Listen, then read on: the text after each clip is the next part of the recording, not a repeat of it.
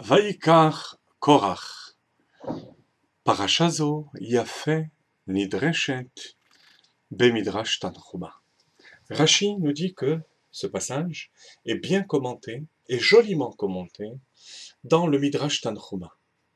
Deux questions se posent. Premièrement, l'habitude de Rashi est justement de nous exposer le sens pshat, le sens pashut, le sens simple des versets. Là, il nous renvoie au Midrash, qui est l'explication allégorique. Deuxièmement, Yafé Midreshet. Comment est-ce qu'on peut dire d'un passage de Torah qu'il est plus beau qu'un autre?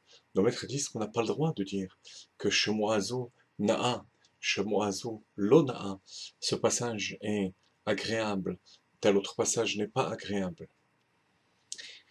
La réponse, chers amis, c'est la synchronisation de cette paracha par rapport à l'argument de Korach. On voit que toute l'argumentation de Korach est irrationnelle. D'abord, il réclame la kehuna, la prêtrise, le poste de grand prêtre. Or, il a 4 mois et 9 jours de retard, puisque Aaron HaKohen a été nommé effectivement Rosh Chodesh Nissan lors de l'inauguration de l'autel, du Mishkan, alors que l'histoire des explorateurs, qui est antérieure à Korach, d'après une opinion, se produit le 9 Av. Nissan, Iyar, Sivan, Tammuz et 9 jours de Av. Pourquoi est-ce qu'il n'a pas réagi tout de suite? Premièrement, puisque c'est son argument essentiel. Deuxièmement, il se contredit. Il cherche à faire de Kol Haeda Kulam Kedoshim, que tout le monde soit au même niveau, alors que lui-même est un privilégié. Il fait partie des Lévim, de la famille de Kahat, et encore d'autres privilèges dont il profite sans rien dire. Tout ça amène Rashi à dire que ce comportement irrationnel fait que le pshat, le sens simple, n'a pas véritablement de réponse, et qu'il faut se tourner vers le midrash. Mais attention, Yafé Nidreshet, ou Yafa Nidreshet, un midrash qui s'imbrique complètement dans le pshat. Et il va le dérouler devant nous. L'argument déclencheur, ce n'était pas Aaron HaKohen, mais Elitzaphan ben Uziel. Elitzaphan ben Uziel, qui était le fils de son cousin, puisque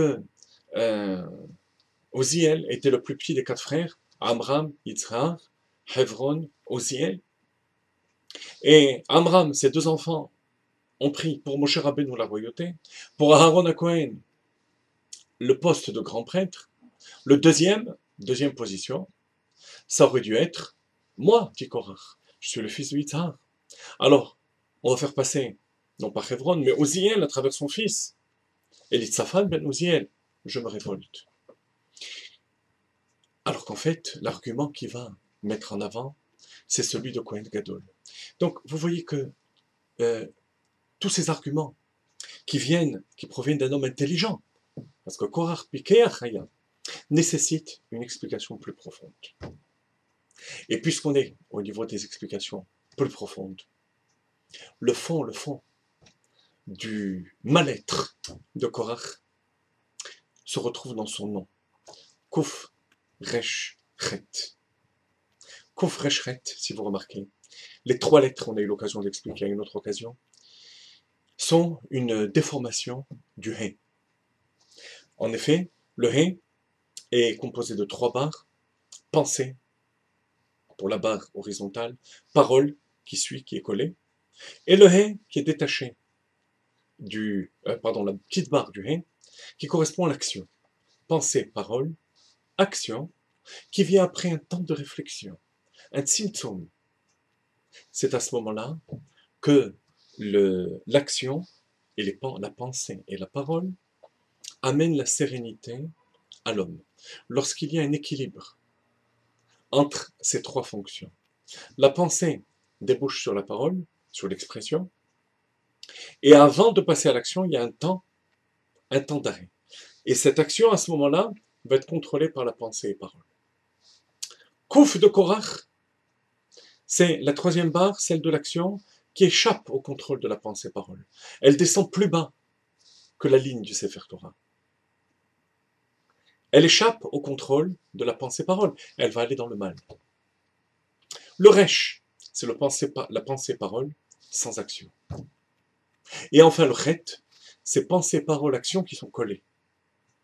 C'est-à-dire l'action précipitée, qui n'aspire pas à une kavana supérieure.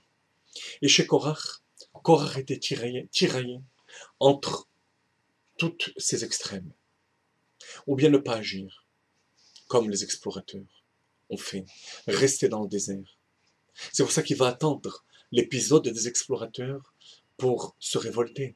Parce que il va se dire si la vérité est chez les explorateurs, alors on n'est plus dans le monde de l'action. Et si la vérité est de rentrer en Eretz Israël, alors c'est l'action qui importe. Mais alors à ce moment-là, Madoua titnas wal Hashem. Pourquoi Moshe et Aaron, vous, qui avez la suprématie spirituelle, pourquoi est-ce que vous vous élevez au-dessus du peuple? L'essentiel est l'action.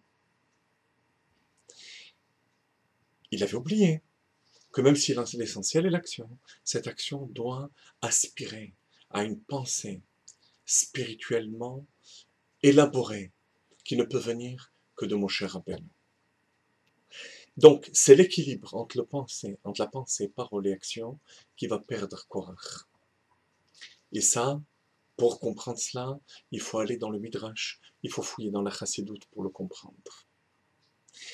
C'est au moment où il va être tiraillé entre la réaction des explorateurs et la punition qui va leur être infligée, qu'il va être déstabilisé entre l'extrême au niveau de la pensée-parole, sans action, c'est le Resh, pensée-parole sans action, les explorateurs.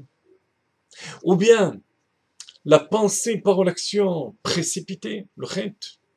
Ou bien encore l'action qui perd le contrôle, qui n'est plus sous le contrôle de la pensée et parole. En fait, le véritable équilibre, c'est la lettre avec laquelle le monde a été créé. Ce monde-ci, le He, le monde futur, le Yud. Et c'est lorsque le He est intégré par la personne, pensée, parole, temps d'arrêt pour passer à l'action, qu'on arrive à l'équilibre qui fait qu'on accomplit les mitzvot avec l'éclairage de la Torah.